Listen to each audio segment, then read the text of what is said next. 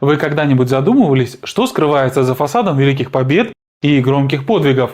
Что творится в душе героев, когда они снимают с себя доспехи и остаются наедине со своими мыслями и семьей? Сегодня мы поговорим о человеке, чье имя стало синонимом непобедимости, о том, кто, казалось бы, не знал поражений. Но что было с его личной жизнью? Запомнился ли вам Александр Васильевич Суворов не только как полководец, но и как муж, отец? Что вообще мы знаем о его семье? Как складывались отношения с женой, с детьми? Какие драмы разворачивались за стенами его дома, вдали от полей сражений? Мы потратили немало времени, чтобы докопаться до сути и показать вам Суворова не только воином, но и человеком со своими слабостями, переживаниями и ошибками. Сегодня мы заглянем в его личную жизнь, разберемся в хитросплетениях семейных отношений, постараемся понять мотивы его поступков, почему человек, который по его собственному признанию страшился женских прелестей, вдруг женился, как его спартанский характер отразился на отношениях с женой, которая, казалось, была его полной противоположностью, и как сложилась судьба его детей, унаследовавших не только славу, но и, возможно, некоторые его тяжелые черты. Будьте готовы к тому, что мы увидим Суворова под совершенно другим углом. Мы столкнемся с противоречиями, сложностями, которые, возможно, заставят вас по-новому взглянуть на этого легендарного человека. И если вам интересно узнать, каким был Суворов за пределами военных баталий, как он любил, страдал, сомневался, то это видео для вас. Поверьте, здесь будет над чем подумать и о чем поговорить.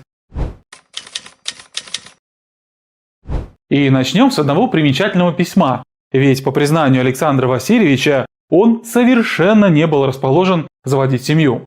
Вот что он писал полководцу Александру Бибикову 21 октября 1772 года. «Я не слишком входил в отношения с женщинами. Мне не доставало времени заниматься с ними, и я страшился их. Я не чувствовал в себе достаточной твердости, чтобы защититься от их прелестей». Чуть позже, 3 ноября, находясь на шведской границе, Суворов в еще одном письме Бибикову написал: «Подлинно уверяют, что с шведами ничему не бывать. Что же мне там делать? Зайцев гонять? Жениться?» Поэтому удивительно, что спустя год, свои 44, герой вдруг как бы наперекор своему спартанскому образу жизни женился на Варваре Ивановне Прозоровской. Как говорится, седина в бороду, без в ребро, или в случае Суворова скорее приказ сверху. Но чей приказ? Вот в чем вопрос. Что же могло побудить его связать себя узами брака? Возможно, желание угодить отцу, который настаивал на женитьбе сына. Возможно, Суворов, который был верующим человеком, счел своим долгом создать семью и домашний очаг. Отец его, Василий Иванович, женился в 25 лет, и из 3 его детей лишь один сын, продолжатель рода, оставался холостым. 2 дочери, сестры нашего Суворова, уже давно вышли замуж, а в 1772 году Василию Ивановичу было уже к 70, и опять-таки, возможно, он слегка надавил на сына, так что, вероятнее, сам Суворов не был инициатором брака, а все это было задумано отцом, который, выйдя в отставку, обосновался в Москве и управлял своими имениями. Это довольно интересный момент. Люди, подобные Василию Ивановичу, которые стремятся к накоплению богатства, обычно хотят создать семью и видеть своих детей тоже устроенными. Его дочери уже были замужем, и он считал, что с ними все в порядке, так как обеспечил их приличным приданым. А вот единственный сын продолжал оставаться одиноким, и это вызывало у отца определенное беспокойство. Сын не был ни разгульным, ни любителем роскоши, и в жизни придерживался тех же принципов, что и его отец. Как же Василию Ивановичу, дожившему до преклонных лет и понимающему, что смерть близка, не попросить у сына последнего утешения – женитьбы? Это естественное желание видеть своего наследника счастливым и обеспеченным. При всей своей твердости характера Александр Васильевич не мог пренебречь мнением отца. Признавая его правоту и мудрость, Суворов принял решение, продемонстрировав, что даже гению необходима поддержка семьи. Он уважал отца не только как родителя, но и как человека. Поэтому действовал решительно и незамедлительно, воплощая его волю в жизнь. Интересно, что для своего сына, склонный к накопительству Василий Иванович Суворов, сделал неожиданный выбор. Он нашел Александру невесту с довольно скромным приданным, всего около 5000 рублей. Сам он в свое время щедро обеспечил дочерей, отдав за каждую по 17 000. Что-то здесь не сходится. Неужели Василий Иванович решил сэкономить на сыне? Или играл в долгую, выбирая не по богатству, а по связям? Но, несмотря на скромное приданое, выбор был не случайен. Невеста была родовой дворянкой, дочерью отставного генерал-аншефа князя Ивана Андреевича Прозоровского из знатного московского рода Прозоровских. Варвара Ивановна была моложе Суворова более чем на 20 лет и обладала, как они и говорили, статной красотой русской красавицы. При этом была таровата, или по-другому излишне щедра, и склонна к роскоши, что, как мы с вами понимаем, шло вразрез со спартанскими привычками мужа, который привык спать на соломе, прикрывшись плащом. Вряд ли между молодыми вспыхнули какие-то чувства. Скорее, они оба вынуждены были выполнять свой долг перед родителями. Кстати, если вам интересно узнать больше о самом Суворове, его юности, становлении, победах и, самое важное, о его жизненном пути, о том, как он жил и мыслил, обязательно поставьте лайк этому видео. Итак, свадьба была организована стремительно. 18 декабря 1773 года состоялась помолвка. Через 5 дней, 22 числа, прошло обручение. А сама свадьба состоялась 16 января 1774 года. Таким образом, все этапы укладывались в один месяц. Однако, проведя с женой менее месяца, Суворов оставил ее в Москве и отправился сначала в Молдавию к армии, а затем в Царицын, получив приказ окончательно подавить пугачевский бунт. Молодая жена всюду, где могла, следовала за своим мужем. Была в Таганроге, в крепости Святого Дмитрия, в Астрахани, в Полтаве, в Крыму, везде, где Суворов мог предоставить ей более-менее сносное удобство. Конечно, с каждым днем им обоим становилось все яснее, что нет между ними общих точек соприкосновения. Он все время в делах и разъездах, она скучает и мается. Он глубоко образован, она поверхностна во всем. Ему и шалаша в поле более чем достаточно, а ей подавай пуховую перину. Кажется, эти двое жили в разных вселенных. Неудивительно, что искры не полетели. Или полетели, но в разные стороны. Да, еще нужно учесть, что Суворов был личностью резкой, напористой и крайне несдержанной, хотя всеми силами подавлял в себе эти порывы, будучи человеком очень религиозным. А Варвара из-за своей молодости и происхождения даже не думала ему уступать. Так что, к сожалению, семейная жизнь супругов не задалась. Они были слишком разные. Суворов простой, скромный в быту, Варвара типичная дворянская барышня, привыкшая к светским увеселениям и бесполезным денежным тратам. Биограф Суворова Сергей Козлов утверждал, уже на первый взгляд между супругами не было ничего общего. Тем не менее, в 1775 году у пары родилась дочь Наталья, а затем Варвара Ивановна дважды пережила выкидыши. И есть мнение, что это было связано с желанием угодить мужу, из-за чего ей приходилось совершать достаточно продолжительные поездки по ужасно разбитым дорогам и в сильно трясущихся экипажах. Не спорю, кареты действительно не отличались высоким уровнем комфорта. Но в начале 18 века в их конструкции в России начали применять поворотный круг и вертикальные рессоры. Эти новшества значительно снизили уровень тряски. Кроме того, кузов кареты подвешивался на кожаных ремнях к раме, что позволяло ему раскачиваться, но не трястись, обеспечивая более плавную поездку. На мой взгляд, маловероятно, что потеря детей была напрямую связана с перемещениями Варвары по русским распутицам. Уж скорее более пагубное влияние оказывал тугой корсет и недостаток питания, точнее питательных элементов, к примеру того же железа, что, кстати, и сегодня часто является причиной выкидышей более чем в 15% случаев. Ну а если еще немного углубиться, то в 18 веке среди дам в моде была французская кухня, блюда которой, как оказалось, недостаточно обеспечивают организм витаминами группы В, среди них и фолиевая кислота. Правда, с нападением Наполеона на Россию данная мода стала понемногу сходить на нет. Всем этим я хочу сказать, что неправильно обвинять Суворова в потерях детей, впрочем, как и его супругу. Мало ли что в жизни бывает. Правда, через 4 года Александр Васильевич все же начал бракоразводный процесс, мотивируя свое решение изменами жены и в первом пункте указал на плохую фертильность супруги.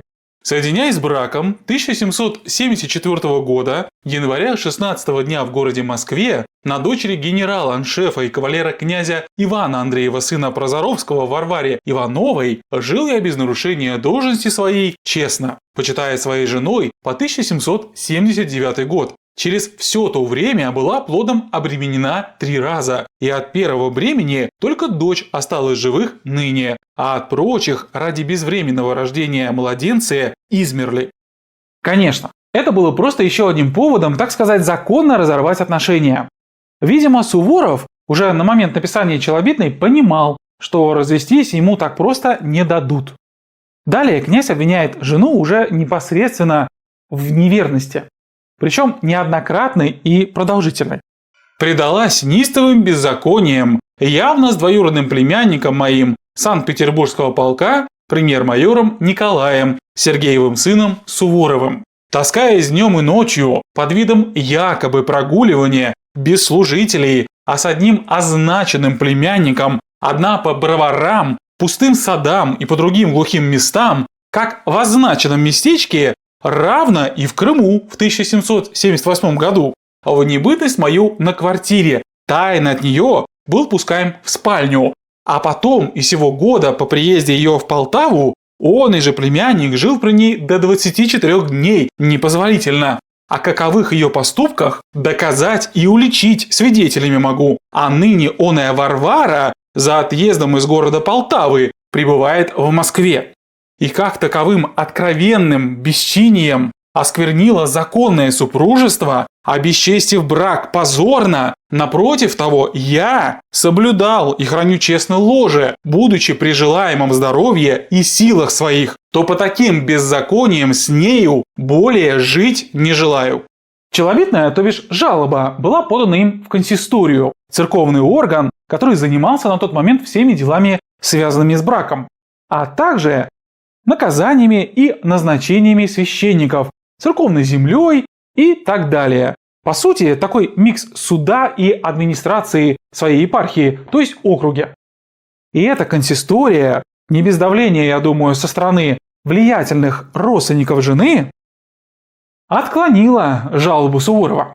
Ведь ее дядя был не кем-нибудь, а вице-канцлером, князем Александром Михайловичем Голицыным, которому Суворов после обручения писал: «Сиятельнейший князь, милостивый государь, изволением Божиим брак мой свершился благополучно. Имею честь при сём случае паки себя припоручить высокую милость вашего сиятельства. Остаюсь совершеннейшим почитанием, сиятельнейший князь, милостивый государь, вашего сиятельства покорнейший слуга Александр Суворов». Так что, вероятнее всего, челобитную развернули именно из-за его вмешательства, а не из-за того, что, по мнению консистории, он не предоставил достаточных доказательств и свидетелей, на наличие которых указал в жалобе.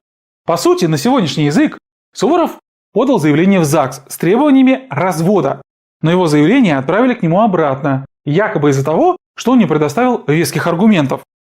Выглядит это крайне странно. Заслуженный генерал-поручик говорит, что ему жена изменяет, а от него требуют доказательств. То есть его слова недостаточно? Конечно, Суворова это задело. Он был на взводе и тут же в 3 дня отправил в Петербург гонца, подпоручика Тюкина, в Светлейший Синод, высший церковный орган, с жалобой на консисторию. «Все подданнейше прошу, дабы высочайшим вашего императорского величества указом повелено было сие мое прошение Святейший Синод принять и по приложенной челобитной, в кои обстоятельства о прелюбодеянии жены изъяснены, в чем прописано, что я уличить и доказать свидетелями могу, повелеть славянской духовной консистории, как я здесь при войсках вашего императорского величества состою, и свидетели около здешних мест обретаются без продолжения времени. По правилам святых отец и по самой точности законов и указов Вашего Величества произвести суд и правосудное учинить решение». В итоге подпоручик по указанию Суворова приложил все силы к разрешению дела, и не напрасно. Исполняя указ Синода, архиепископ Никифор распорядился о начале дела Суворова в консистории и отправил его жене через московского главнокомандующего князя Михаила Волконского вызов на допрос. Неудивительно, что скандальный процесс, инициированный Суворовым, вызвал настоящий переполох в семье Прозоровских. Какие именно шаги предприняли родные Варвары Ивановны, чтобы уладить это неприятное дело, неизвестно. Однако, судя по рапорту архиепископа Никифора Святейшему Синоду от 3 февраля 1780 года, можно предположить, что меры были приняты, и, судя по всему, они оказали эффект. Поскольку уже в январе дело было приостановлено по личной просьбе самого Александра Суворова. Уж не знаю, каким образом, но Варвара уговорила мужа простить ее, ну или дать ей второй шанс. Ведь все-таки у них была общая дочь, Наталья. А в 1783 году в Астрахани Суворов с женой якобы провели публичный церковный обряд чтением литургии, дабы избавиться, по выражению самого полководца, от томительства совести. Почему якобы? А кроме слов некого Ключерева, никаких подтверждений этому нет. Но уже на следующий год Суворов снова стал обвинять ее в неверности, а родившегося в 1784 году сына Аркадия не признал своим ребенком. И подал прошение сразу в Синод на императорское имя. Великая государыня императрица Екатерина Алексеевна, самодержица всероссийская.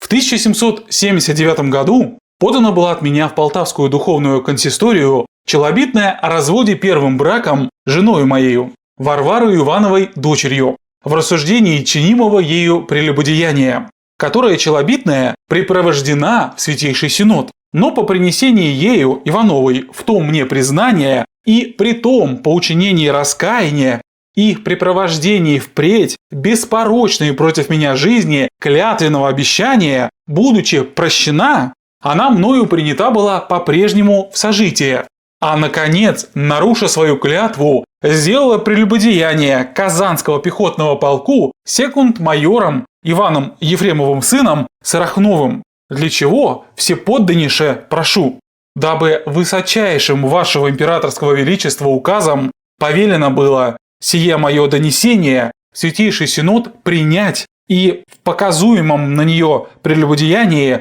ее допрося поступить с нею по правилам святых отец и по законам вашего императорского величества. Если же она не будет признаваться, в то время могу изобличить ее свидетельством. Жительство же она, Варвара, имеет в Москве. Но несмотря на то, что в первый раз, как мы помним, Синод пошел навстречу Суворову, на этот раз делу не дали ход, сославшись на формальности, не по форме поданное заявление. Мол, кавалер Суворов должен подать челобитную, а не доношение, ибо в указе от 5 ноября 1723 года, между прочим, сказано: «Ежели кто будет иным образом челобитчика принимать, то яко нарушитель государственных прав наказан будет». Бюрократия. Даже гению вроде Суворова не всегда удавалось ее победить. Это вам не Альпы штурмом брать. Знаете, что меня больше всего удивляет?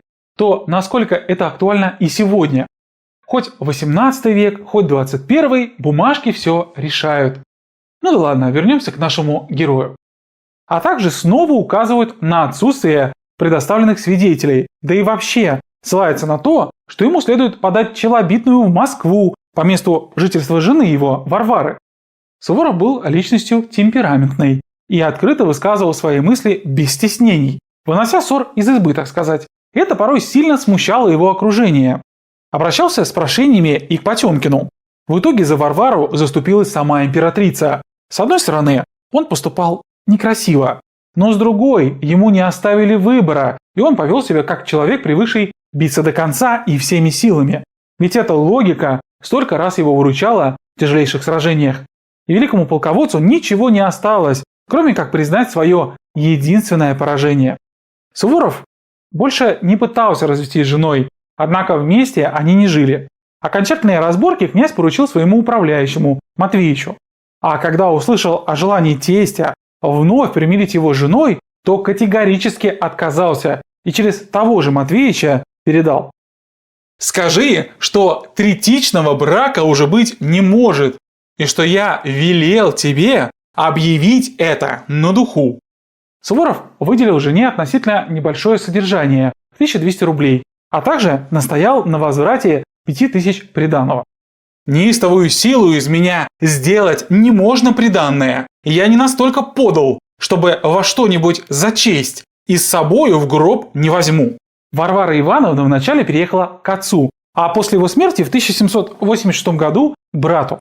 Тогда Суворов и увеличил содержание жены, видимо, под давлением родни, до 3000 рублей. Сын Аркадий оставался при ней, а вот Наталья по просьбе Суворова была отдана в Смольный монастырь, а точнее институт благородных девиц, что находился на его территории. Сам же Александр Васильевич запретил дочери общаться с матерью. О жене он практически не вспоминал, лишь иногда ее имя мелькало в его бумагах о тратах. Новый же этап их общения произошел в 1797 году, когда Суворов пал в немилость нового императора Павла Петровича.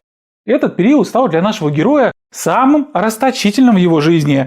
И не потому, что он запил и загулял, а из-за постоянных исков и поклепов с требованиями на его имя. Все те, кто раньше не решался выступить против него, словно змеи поползали на свет. Не оставало от остальных и его супруга. «Милостивый государь, мой граф Александр Васильевич, крайность моя принудила беспокоить вас моею просьбой. 13 лет я вас ничем не беспокоила, воспитывала нашего сына в страхе Божьем. Вы, видя детей, вспомните и несчастную их мать, в каком она недостатке, получая в разные годы и разную малую пенсию, воспитывала сына, вошла в долг до 22 тысяч рублей, о которых прошу сделать милость заплатить, не имея дома, экипажа, услуги и к тому принадлежащее к домашней всей генеральской надобности, живу у брата и у благодетеля и отца моего. Войдите, милостивый государь мой, в мое состояние, не оставьте мою просьбу, снабдите всем вышеписанным моим прошением. Еще скажу вам, милостивый государь, развяжите мою душу, прикажите дочери нашей меня, несчастную мать, знать, как Богом узаконено, в чем надеюсь, что великодушно поступите во всем моем прошении, о чем я всеискренно прошу вас, милостивый государь мой, остаюсь в надежде неоставления твоей ко мне милости. Милостивый государь мой, всепокорная жена ваша, графиня Варвара Суворова-Рымникская». Ответ Суворова был быстрым и решительным, как и все его действия. Передал через посыльного устно, что сам должник, а потому помочь не может. Император, не расположенный к Суворову, порой просто подписывал все претензии на его имя, даже без разбирательств. Практически так же решилось дело и в этот раз. Прознав про просьбу жены через князя Куракина, а тот, в свою очередь, через соглядатого при Суворове Николева, Павел повелел уточнить Куракину, чего может и хочет требовать по закону она от мужа. И Варвара Ивановна сообщила Куракину, что просит дом в Москве и содержание 8000, плюс 22 тысячи на погашение долгов. После изучения финансовых дел Суворова была передана воля императора удовлетворить ее прошение, на что Суворов дал письменный ответ. Господин коллежский асессор Юрий Алексеевич Николев через князя Куракина мне высочайшую волю объявил: по силе сего графине Варваре Ивановне прикажите отдать для пребывания дом и ежегодно отпускать ей 8000 рублей, на что примите ваши меры. Я ведаю, что графиня Варвара Ивановна много должна, мне сие постороннее. То есть Суворов согласен отдать ей дом и повысить содержание, а вот что касается ее долгов, считает это ее личное дело и гасить их не намерен.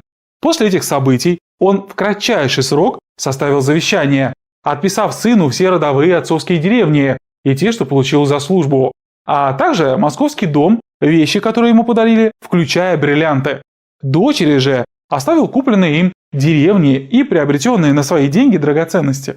Суворов умер в 1800 году, а его жена, которая была его моложе на 20 лет, пережила его всего на 6 лет. Был ли прав в своих подозрениях Суворов, или Варвара Ивановна не заслужила упреков прославленного супруга? Этот вопрос до сих пор остается тайной для потомков. Опять-таки, имена свидетеля измены супруги Суворов так и не назвал. Могло ли это быть с его стороны беспочвенным подозрением, вызванным повышенным вниманием к молодой супруге? Все может быть. Но если честно, я сомневаюсь, что такой выдающийся и верующий человек пошел бы на публичное обвинение женщины в грехе, без всяких доказательств. Многие считают, что о личной жизни выдающихся людей говорить неправильно. Но я вижу это совсем иначе. Знаете почему? Дело в том, что нельзя отменять одно ради другого. Если человек достиг великих высот и сделал много для своей страны, народа, не следует просто закрывать глаза на его личные недостатки. Это было бы крайне неправильно. Многие не понимают эту точку зрения, считая, что лучше сосредоточиться на их достижениях. Конечно, достижения важны, но необходимо также исследовать и темные стороны их жизни. Никакой человек не безгрешен. Даже те герои, которыми мы восхищаемся, были обыкновенными людьми, такими же, как мы с вами. Они не были из железа. Их сущность была мягкой и податливой, словно пластилин, из которого они и формировали свои личности. Но есть мнение, что стоит избегать любой критики, если это может повредить их репутации. Неправда. Мы должны помнить, что они не пасовали перед своими недостатками, преодолевая их и стремясь стать лучшей версией самих себя. Вот что делает их настоящими победителями. Только через осознание своей человечности им можно достичь настоящего величия. Мы постоянно возводим себе идолов и идеализируем их, что в корне неверно. Из-за того, что мы наделяем их сверхчеловеческими идеальными чертами, нам крайне тяжело поддерживать этот образ. Его то и дело кто-то стремится разрушить, потому что он и вправду несовершенен. Совершенство достигнуто не тогда, когда нечего добавить, а когда нечего убрать. И это факт. И тут мне хочется вспомнить слова Сильвестра Медведева, соученика царевны Софьи. «Во всех делах мирских неправда, прельщение и ложь мирски Богу и людям, тем более они мирски в делах, к славе Божией и человеческому душевному спасению нележащих. От правды зависит благоденствие и общества, и всего государства». Слова эти, несмотря на то, что сказаны были более 3 веков назад, актуальны и по сей день. Многих трагедий в мире можно было бы избежать, говорим мы друг другу правду. Уж очень мне захотелось поделиться с вами своей личной философией. Кстати, Варвара Ивановна после воцарения Александра I поспешила напомнить о себе, отправив ему поздравительное письмо, а он, в свою очередь, выразил ей почтение и благодарность за мужа. А к словам добавил должность при дворе, назначив ее статсдамой и наградил орденом святой Екатерины I степени. А что же с детьми Суворова? Суворочка. Так шутливо называл свою дочь Наталью знаменитый полководец. Как я говорил ранее, из-за конфликтных отношений с женой Суворов решил, что она должна воспитываться подальше от матери. И он попросил Екатерину II зачислить ее в Смольный институт, что и было исполнено. Здесь девочка провела 12 лет, заслужив репутацию не очень способной, но зато доброй, добродетельной маленькой особы. Судя по сохранившимся письмам, Александр Васильевич относился к своей наследнице с нежностью и с большой любовью. Постоянно бывая в разъездах, он слал Суворочке трогательно шутливые письма, в которых называл ее душой, моей Наташей, голубушкой, сестрицей. «Суворочка, душа моя, здравствуй! У нас стрепеты поют, зайчики летят, скворцы прыгают на воздухе по возрастам. Я одного поймал из гнезда, кормил изо рта, а он ушел домой.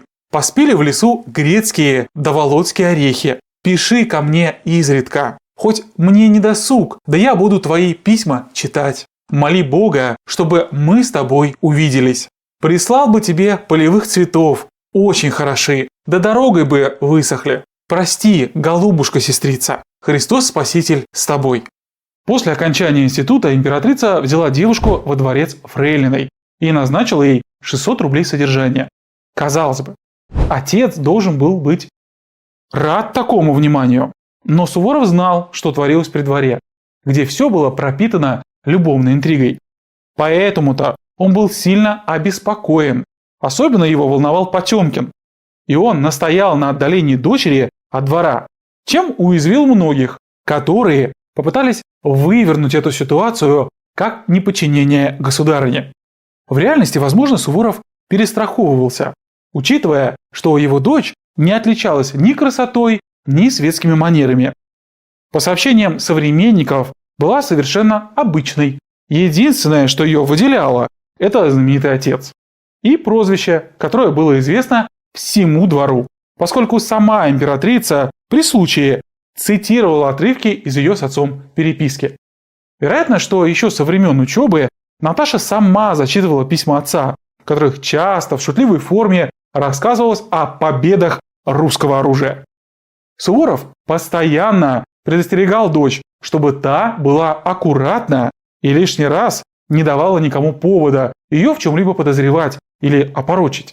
Он даже дал ей наказ: «Избегай людей, любящих блистать остроумием. По большей части эти люди извращенных нравов. Будь суровы с мужчинами и говори с ними немного. Если случится, что тебя обступят старики, показывай вид, будто хочешь поцеловать у них руку, но своей не давай». Под стариками, думаю, имеется в виду Потемкин и другие фавориты императрицы. Вообще, девочка жила под присмотром дяди Хвостова у двоюродной сестры с ее мужем. Да плюс ко всему, к ней был представлен соглядатый, женатый подполковник Корицкий. Последний пункт был очень важен в глазах отца. Соглядатый звучит как шпионский триллер, но на самом деле это вполне типично для того времени. Отец хотел убедиться, что с дочерью все в порядке, что она живет в достойном окружении и не станет жертвой чьих-то корыстных интересов. Женатый подполковник как раз гарантия определенной благонадежности, хотя, конечно, попахивает тотальным контролем. Наталья Александровна была богатой и заманчивой невестой. За нее сватались знаменитые люди того времени. Князь Дмитрий Салтыков, сын генерал-фельдмаршала Салтыкова, князь Сергей Долгоруков, известный военный деятель наполеоновских войн, царевич Мириам Ираклевич Грузинский, князь Щербатов, князь Трубецкой, граф Филипп Эльмпт. Последнего предпочитал сам Суворов, даже несмотря на то, что тот был лютеранином. В 1794 году их свадьба была уже делом решенным, но в последний момент вмешался Платон Зубов, предложив Суворову в качестве жениха своего брата. Суворов уважал Платона и без лишних раздумий дал согласие. В апреле 1795 года Наталья вышла замуж за графа Николая Зубова, старшего брата последнего фаворита Екатерины II, Платона Зубова. Сам фельдмаршал не присутствовал на свадьбе, был занят подавлением мятежа в Польше. С этого момента отношения отца и дочери перешли более формальные. Он перестал слать ей письма с рассказами о битвах, шутливыми сравнениями. Они стали редкими и лаконичными. Оно и понятно, девочка выросла, а вскоре и сама стала матерью. Но ее брак, одобренный самой императрицей, оказался неудачным. Граф Зубов был человек грубый, кроткая и добрая Наталья с трудом с ним уживалась. Тем не менее, у пары родилось 7 детей. Одна дочь, к сожалению, умерла во младенчестве.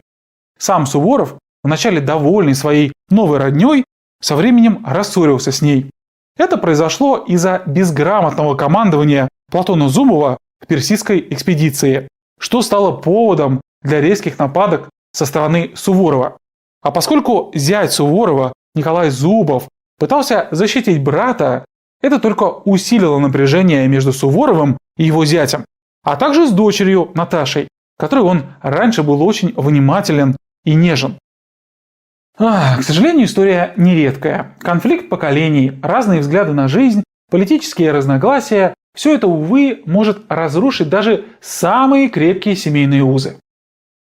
После смерти мужа в 1805 году Наталья всецело посвятила себя детям и их воспитанию в скромности и благочестии. Самому старшему на тот момент было 8 лет, а младшему всего годик. Все ее сыновья окончили пажеский корпус, сделали военную и гражданскую карьеру.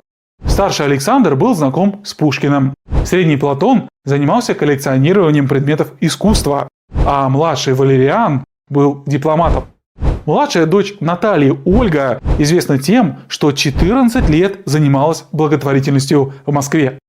Сама же Наталья Александровна в 1831 была награждена самим императором Николаем I орденом Святой Екатерины Меньшего Креста.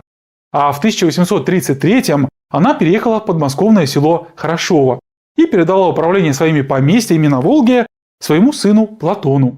Хотя она и не участвовала в светской жизни, многие ее знали и уважали. Говорят, что в 1812, когда французы подошли к Москве, Наталья Александровна не успела уехать. Ее обоз и она сама были захвачены французами. Но когда они узнали, что перед ними дочь великого Суворова, они пропустили ее с детьми и даже оказали воинские почести. Похоронили ее в семейной усыпальнице Зубовых в Сергиевой пустыне под Петербургом. На ее похороны в 1844 собралась вся Москва. Суворов мог бы гордиться своей Суворочкой. А что насчет сына? Поначалу отношения Аркадия с отцом оставляли желать лучшего. Знаменитый полководец не сразу признал его своим сыном, поэтому первое время совершенно им не интересовался. Но в 1795 году положение изменилось. По-видимому, Александр Васильевич все-таки убедился в своем отцовстве и стал проявлять заботу о мальчике. Да и по мере взросления сын сильно стал походить на отца, в чем вы и сами можете убедиться. Действительно, словно две капли воды. Порой генетика – самая убедительная экспертиза.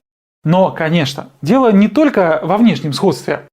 Наверное, Александр Васильевич увидел в сыне черты характера, которые говорили о родстве больше, чем любые документы. Не забывала о юном Аркадии и Екатерина II.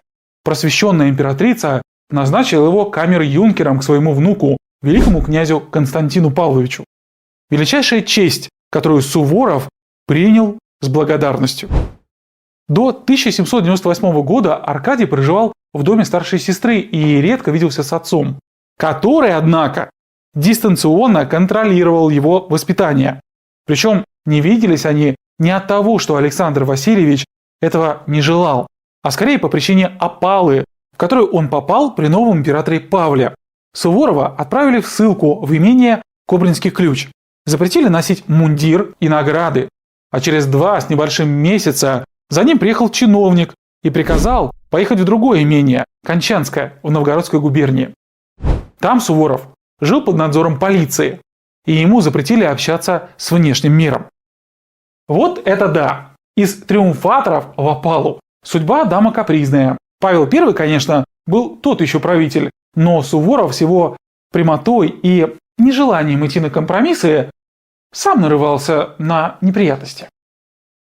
А все это произошло из-за того, что Суворов не соглашался с новыми армейскими порядками, которые вел Павел, подражая прусской армии. Суворов же считал, что солдат нужно учить воевать, а не просто маршировать. Причем в силу характера высказывал это открыто и без прикрас. Ну и правителю это, естественно, не понравилось. Во время ссылки Наталья, дочь Суворова, приехала к нему в Кончанское с братом Аркадием и своим сыном, чтобы поддержать любимого отца. Здесь-то он окончательно убедился для себя в сходстве с Аркадием и признал его не только на бумаге, но и в душе. Вот она, сила семейной поддержки. В трудные времена именно близкие люди оказываются рядом. И, похоже, именно эта встреча окончательно растопила лед в сердце великого полководца по отношению к сыну. По поручению полководца образованием мальчика занимался офицер его штаба, майор Карл Оде де Сион. Суворов был противником традиционного светского воспитания. В письме к своему родственнику, графу Дмитрию Хвостову, он писал: «Аркадию потребны непорочные нравы, а не визиты и контрвизиты, не обращение с молодоумными, где он и терпит кораблекрушение. Суворов не зря беспокоился, ведь его единственный сын, продолжатель рода, был совсем на него не похож. Он был веселым молодым человеком, любил светские увеселения, которые его знаменитый отец на дух не переносил. Но все же Аркадий Александрович пошел по стопам родителя и стал военным. Вместе с отцом он в должности генерала-адъютанта в 14 лет участвовал в итальянском и швейцарском походах. Но не нужно думать, что он бился на равных с матерыми вояками. Его должность была скорее административной, штабной. Он в основном ведал делопроизводством при штабе. Потом принял участие в войнах с Францией, Австрией и Турцией. На военной службе молодой человек заслужил любовь и уважение как командиров, так и подчиненных добрым характером и острым умом. По словам современников, сын героя был совершенным красавцем. Он пел прекрасно и имел все, чтобы нравиться дамам. Желая обуздать его разгульный нрав, отец хотел женить сына на дочери Берона Курлянского. Не того самого многим известного фаворита Анны Ивановны, а его сына. Его вдова жила тогда в Праге с двумя дочерьми, старшую Вильгельмину и приглядел для сына Суворов.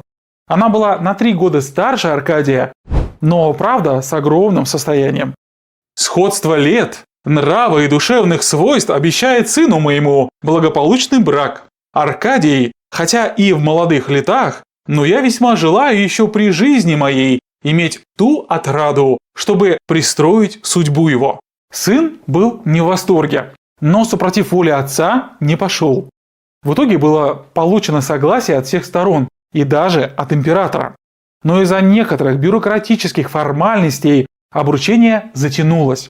А вскоре заболел и скончался сам Суворов-старший. И эти планы ушли вместе с ним. А 15-летний Аркадий через несколько месяцев женился на красавице Фрейлине, внучке адмирала Алексея Синявина, 14-летней Елене Нарышкиной, которую он часто оставлял одну, предпочитая охотиться и играть в карты. «Бежу довершает глупости. Жена переезжает в город, а он ехал с собаками, и она должна на новоселье быть 3 дня одна. Как можно променять жену на похабную псовую охоту?» Писал о нем русский офицер наполеоновских войн Сергей Марин. Тем не менее, Елена родила мужу 3 дочерей и 2 сыновей. Первенца она родила в 16 лет. Это была девочка Мария. Через год родилась Варвара, а еще через год долгожданный сын Александр, который оставил наиболее заметный след в отечественной истории, став государственным и общественным деятелем, занимая пост санкт-петербургского военного генерал-губернатора. Аглаида стала следующим ребенком в браке Аркадия и Елены, но прожила всего годик. Младшим сыном стал Константин, который появился на свет в 1809 году. Сам же Аркадий к 24 годам стал командовать дивизией в чине генерал-лейтенанта. Вот как Аркадий описывал его друг Евгений Вюртембергский, считавший его обладателем не менее странной натуры, чем у его знаменитого отца. Молодой, стройный и сильный мужчина во цвете лет с геркулесовским сложением и силой, при этом самой добродушной наружностью в мире. Словом, человек, в глазах которого светилась честность и прямодушие, полное остроумие, смелость и образование, и, однако, можно сказать, с усвоенными умышленно грубыми манерами, одевавшийся просто, с намерением не обращавший внимания на свою наружность. Солдаты носили его на руках, он был идолом своих офицеров, слыл героем, которого ничего не может напугать или заставить срабеть. Его знали как смельчака и человека горячего, который уцелел до сих пор только благодаря непонятному счастью. По большому счету, об Аркадии Суворове все его окружение отзывалось подобным образом, иногда добавляя, что любил охоту, карты и женщин, а в остальном настоящий храбрец и добрый офицер. Звучит как идеальный портрет молодого аристократа того времени. Возможно, со временем он вышел бы из тени своего отца и отличился в битвах с французами в 1812-м. Но судьба распорядилась иначе. Аркадий Александрович погиб в 1811 году при переправе через реку Рымник. По одной из версий, во время переправы на реке он бросился в воду, чтобы спасти кучера. Аркадий при прыжке повредил руку и попал в водоворот, но продолжал выталкивать кучера из воды. В итоге кучер смог добраться до берега, а Аркадий погиб с последними словами на губах: «Живи». Красивая история, достойная героя. Но правдива ли она? Давайте взглянем на факты. Но я думаю, вы и сами понимаете, что это скорее версия, навеянная ореолом его образа в глазах людей и впервые выдвинутая историком Егором Фуксом. Доказательств которой нет. Самое удивительное, что это была та самая река, где его отец Александр Васильевич одержал одну из самых значимых своих побед, за которую получил титул графа Рымнинского. По другой же версии и свидетельствам очевидцев дело было так. Молодой князь, а ему на тот момент было 26 лет, отправился осенью со своей дивизией из Яз в Бухарест. Обладая горячей натурой, часто любил пришпорить коня. И когда путь отряда пролегал вдоль Рымника, Аркадий упал с коня и повредил правую руку. Верхом ехать более не мог и пересел на телегу, где кроме него ехал генерал Иван Удом и 2 адъютанта.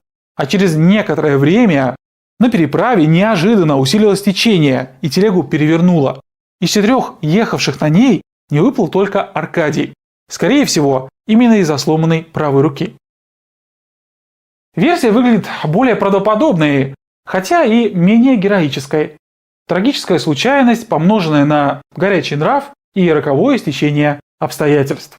Увы, на войне, да и в жизни часто случаются не подвиги, а вот такие нелепые смерти. Тело нашли и захоронили в церкви в городке на Рымнике. А в 1812-м по приказу графа Михаила Воронцова перевезли его прах в Воскресенский Новый Иерусалимский монастырь, где была похоронена и его мать Варвара Ивановна. По словам современников, все стены церкви в Рымнике были исписаны стихами и памятными фразами в память об Аркадии. Но в 1854 году церковь, как и почти весь город, сгорела. А в 1876 власти Румынии поставили памятник сыну Суворова напротив места гибели русского офицера.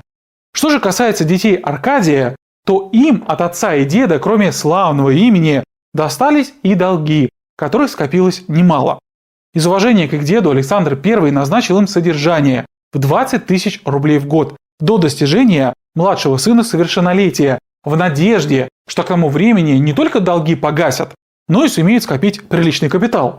Но, видимо, то ли внуки жили на широкую ногу, то ли опекуны были у них финансово безграмотными, капитал скопить не удалось.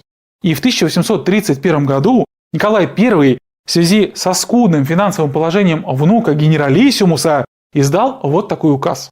Желая почтить память бессмертных подвигов генералиссимуса князя италийского графа Суворова-Рымнинского, производить внуку его, состоящему при нас флигель-адъютантом, штабс-ротмистеру, князю италийскому графу Суворову-Рымнинскому, по смерть пенсию по 25 тысяч рублей ассигнациями в год из государственного казначейства, с тем, чтобы право на сей пенсион оставалось старшему вроде князей Суворовых на вечные времена.